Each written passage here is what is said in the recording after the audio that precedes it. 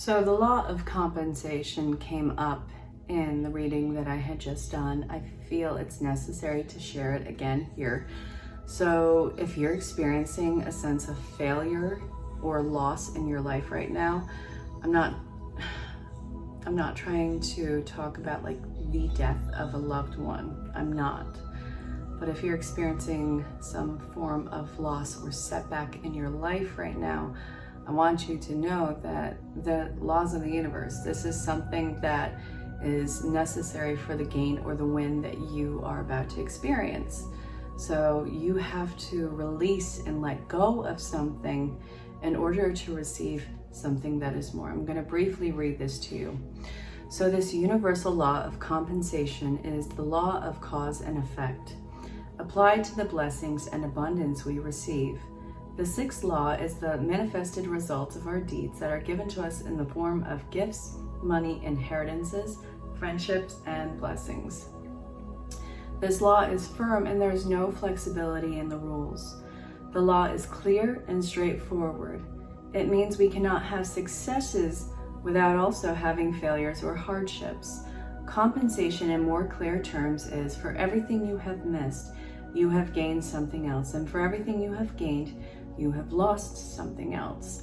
So for anything and everything gained, there must be a loss. A simple example would be, in order to have a fire to stay warm, we use the wood, which means that we replace the wood for the fire and warmth, and now we cook on the fire and we replace the heat with the fire, with the food that we cook. Then we lose the food to bring nourishment to our bodies. This continues until the energy is so small, we move on. Loss is not meant in the human concept of being a negative thing. One thing always balances the other. So some would call this the law of nature, which brings balance and harmony to the world. Many masters have contemplated nature for this very reason. In New Age practices, we might first believe that the only purpose of meditation in nature is to enjoy the beauty and the calm and the serenity found in nature. Many students of esoteric teachers are guided to meditate with and in nature in order to understand this law. And for the real reason we are guided to meditate with nature is to learn about balance, among many other great lessons. So now let's look how this works in our lives. If you look at it this way, if you plant a seed of love, you will be loved. And if you plant acts of kindness with others, others will treat you kindly. If you emanate anger, you will sow hostility. I'm not trying to negate the human experience in this. This is not what that's about.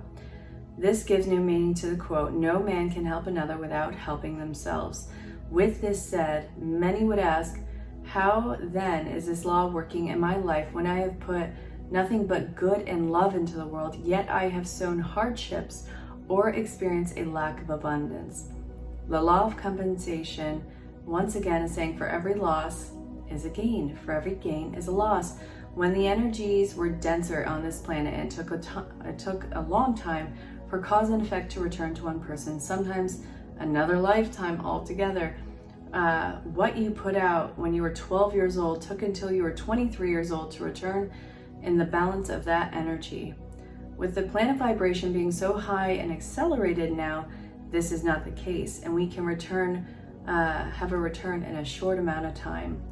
As the energies accelerate, you brought many effects to a cause even faster from other lives. So yeah, it kind of bleeds over. I know not everybody believes in past life. I happen to. I know a lot who do. And actually it's one of my specialties with the hypnosis. I love past life regression. It's the bee's knees. So anyway,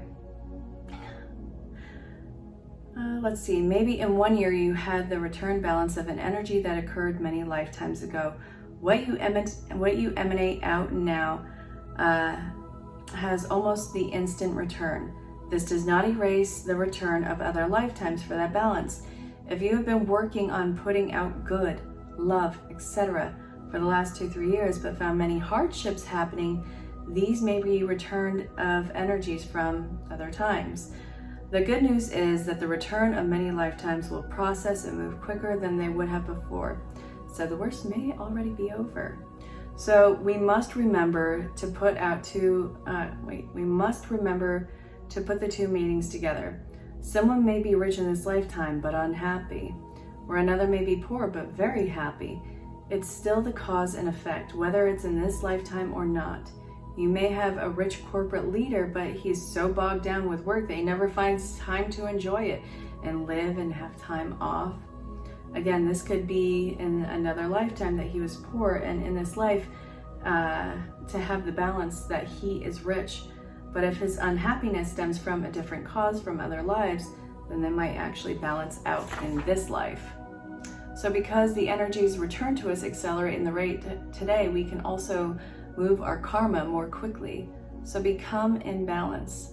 So come to in balance, not imbalance, but in space balance. Then we can process more quickly as well. This is going to bring about a lot of change in your life. So I really hope that that was helpful. And I hope that it was easy to follow, because I know I sometimes trip over my words, but thank you for showing up.